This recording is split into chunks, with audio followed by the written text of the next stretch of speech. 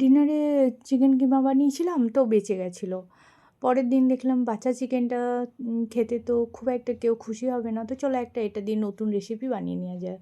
তো তার জন্য আমি একটা প্রথমে তরকারি বানালাম। তো তরকারির জন্য আমার কাছে কিছুটা মিষ্টি কুমড়ো ছিল, আমি সেটাকে ছোটো ছোটো টুকরো করে কেটে নিলাম। সেম সাইজে আমি কিছুটা আলুও কেটে নিয়েছি।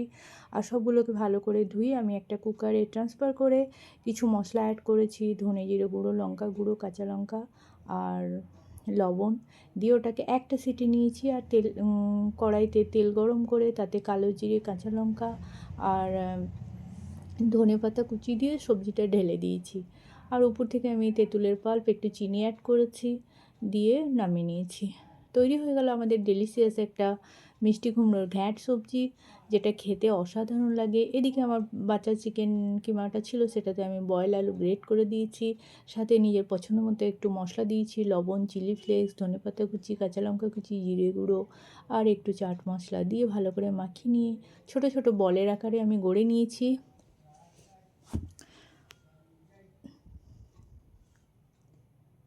তো বলগুলো তৈরি হয়ে গেলে অন্যদিকে আমি আটা আর ময়দা, মানে অর্ধেক আটা অর্ধেক ময়দাকে আমি নুন আর তেল দিয়ে ভালো করে মাখিয়ে নিয়েছি, সফট ডো তৈরি করে নিয়েছি।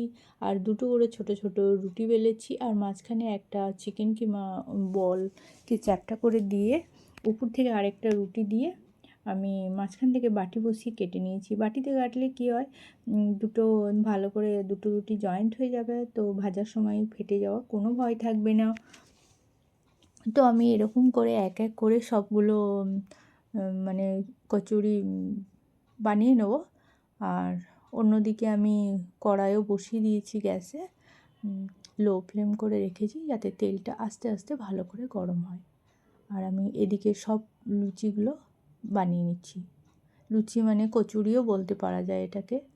তো সবগুলো যখন হয়ে গেছে, আমি তেলটাকে মিডিয়াম টু লো ফ্লেমে রেখেছি, আর এক এক করে একটু ধৈর্য ধরে ভালো করে ভেজে নিচ্ছি।